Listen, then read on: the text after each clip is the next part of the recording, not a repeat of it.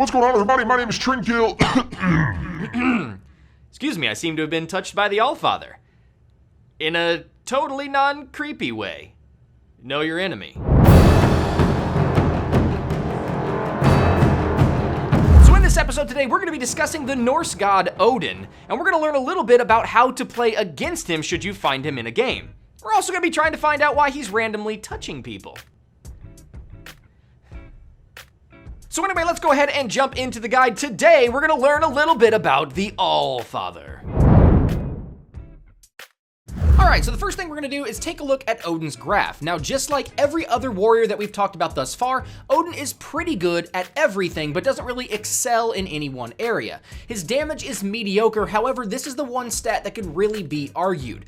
Odin early on does a metric shit ton of damage. However, late game, his damage falls off, which is why I gave him this middle of the ground score. His mobility is average, nothing really special. He does have a jump, so he can get himself in and out of situations.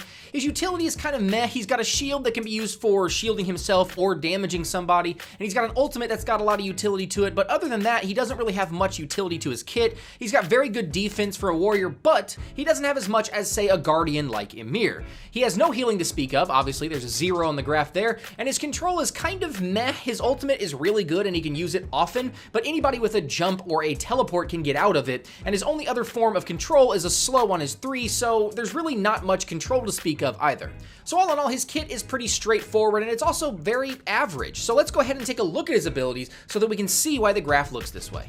So for his passive, the Allfather, basically if any enemy dies in his Ring of Spears, which is his ultimate, which we'll talk about in a second, Odin permanently gains physical power. Now he can get up to 10 stacks, and he gets 5 physical power per stack. So this is worth a total of 50 physical power, which is great to have that innate physical power without having to build that physical power item. So this gives him a little bit of freedom in his build to, if you're going to get a lot of kills in a match, you can forego building a physical damage item and build, say, a defense item instead. It just gives you a little bit of flexibility. His first ability, Lunge, is just that. It is a jump. It does damage in an area where he lands, but nothing special on top of that. His second ability, Raven Shout, however, can be used to add damage to his lunge. Essentially, Raven Shout adds a shield to Odin, and that shield has a certain amount of damage absorption. When this ability expires, it explodes into a damage around Odin. However, Odin can make it explode by using his lunge offensively and jumping on top of somebody. If he successfully does this, not only will the lunge deal damage, but the shield will also explode its remaining damage on top of that jump. This is why Odin can do a ton of damage early game. Not only does lunge deal 120 damage, Raven Shout on top of that, if you're using it offensively, will deal another 100 damage, and if Raven Shout is at max capacity, it will deal an additional 25% of the shield's damage. The combination of Raven Shout and lunge is affectionately known in the SMITE community as the Bird Bomb, and for good reason. At level 2, if Odin uses Raven Shout into lunge and lands the lunge on somebody, he can effectively do 200 to 250 damage to somebody very early in the game. Considering the fact that a lot of mages start with below 400 health and at level 2 are not going to have much more than 500 health, you can do somewhere around half of somebody's HP at level 2. His third ability, Gungnir's Might, is very similar to his lunge in the fact that it doesn't really do all that much. It does a very low amount of damage, but it does slow for a very considerable amount. A lot of slows in this game will scale, meaning that the first rank you get in the ability, it will do a low amount of slowing, but the max rank you have in that ability might do a decent amount. Odin's slow is 40% across all ranks. So early on, not only can he do a ton of damage, he can also be pretty hard to get away from if you don't have an escape of some sort. And speaking of escaping, his ultimate Ring of Spears, this, in my mind, has always been and will always be one of the coolest abilities in the game. And in its latest iteration, it makes it even cooler. Essentially, Odin brings down a Ring of Spears. Now this is a lot like Thor and Ymir's Wall. It is a character-created obstacle that blocks movement. The difference is it does not block attacks, and allies can move through the spears freely. In addition to that, any enemies that are in the ring have their attack speed lowered and are unable to heal. So at max rank, you have a 60% attack speed reduction and cannot gain health. And on top of all that, Odin is also immune to slows and roots while he's in his ring. So to summarize all that, Odin and the enemies are all trapped in the ring, but Odin's allies can move freely through it, and you can't exit the ring unless you have some sort of jump or teleport. So that's enough for his abilities and the graphs. Let's go ahead and move in to see some actual tips on how to play against an Odin and why his Ring of Spears is so important late game. Alright, so here we are in the mechanic section. I've said this before, but I really do think this is going to be a fairly short mechanic section because Odin is just very straightforward. First off, let's talk about his lunge. Remember that this is only a jump unless he uses his Raven Shout beforehand. If he uses his Raven Shout beforehand, remember that this ability can do an absolute ton of damage. Now, the benefit to this doing a ton of damage is obviously, it does a ton of damage, but in addition to that, if Odin is playing in lane, like in the duo lane as a tank or in the solo lane, if you're playing a low HP character, he's going to be aggressive and jump on you with Raven Shout so that you play super careful in your tower. This is going to lead to him slowly having advantage in the lane over you because you're losing gold to the tower. Also, remember with Raven Shout that he does not have to use this offensively. He can use this as just a damage shield. And again, remember, at max rank, this damage shield will absorb 400 damage. So this gives Odin a little bit more survivability than somebody who doesn't have a shield.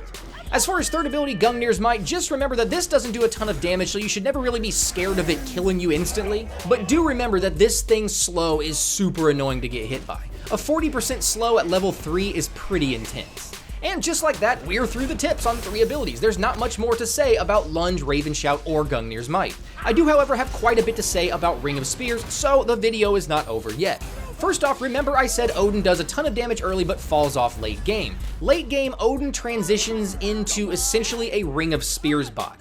His job late game is to create a ton of confusion, a ton of disruption, and split up your party. If a call is made to retreat and you guys all try to retreat, he may catch one person in the Ring of Spears, so while you guys think you're all safe, he's actually separated one person from the pack, and he and his team are beating on them in the Ring of Spears.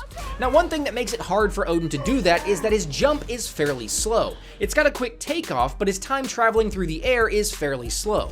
Now, to counteract that, you're going to see a lot of Odins with Blink. This is a common tactic on a lot of characters that rely on crowd control. Blink allows Odin to teleport in on a god with no escape and allows for he and his team to beat that person to death. Bonus points if he catches more than one person with no escape. Now also, a good Odin will focus your healer. Correct me if I'm wrong in the comments section, but I believe the only god in the game who is capable of healing his allies and has a teleport or a jump is Hades. Now, the significance of that is if Odin is focusing your healer, not only can your healer not get out of the Ring of Spears, but at the same time, their healing is completely removed for the duration. So if you are a non-mobile healer and you're playing against an Odin, my suggestion would be to grab Combat Blink. This is going to give you a teleport and allow you an opportunity of escaping the ring. However, and this is a big however, Combat Blink's cooldown time is 180 seconds. With no cooldown reduction period, Odin can swing back by in 60 seconds and trap you, and there's nothing you can do about it. He can actually do that a second time and trap you again before Combat Blink comes off cooldown. So Combat Blink is not an answer to your problems against an Odin, however, it will help you survive at least once or twice throughout the course of the game. Now, since we're talking about Odin's cooldown on his Ring of Spears, let's discuss the fact that he's almost always going to build cooldown reduction.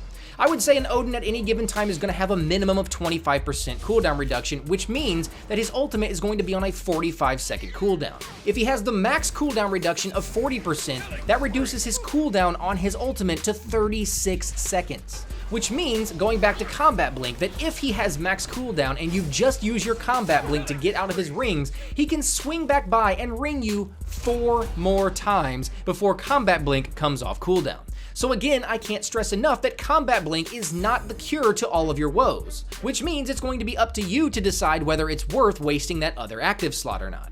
Also, if you are a god with a jump or a teleport, make sure you're saving it so that you can get out of Odin's Ring of Spears. You don't want to start using your escape move offensively, that puts it on cooldown, and then if Odin happens to stop by, you're kinda stuck. And last but not least, as a general tip for playing against an Odin, one of his biggest flaws is that to do massive damage, he's got to use 2 abilities to do so, one of which is his only defensive ability. So a normal combo that you're going to see Odin doing is him using his Raven Shout, jumping on you with Lunge, throwing down his Ring of Spears, and then slow you with Gungnir's Might so that he can keep up with you and continue smacking you with auto attacks.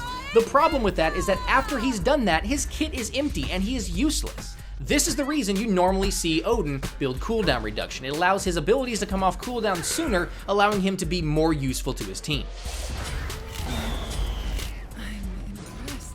So there you have it. As you can tell by the length of this video, Odin is a very straightforward god, but hopefully you were able to take something away. And with that being said, I'm gonna go ahead and get out of here. Make sure you stop by and check us out next week when we're gonna be talking about Rom, the 7th avatar of Vishnu.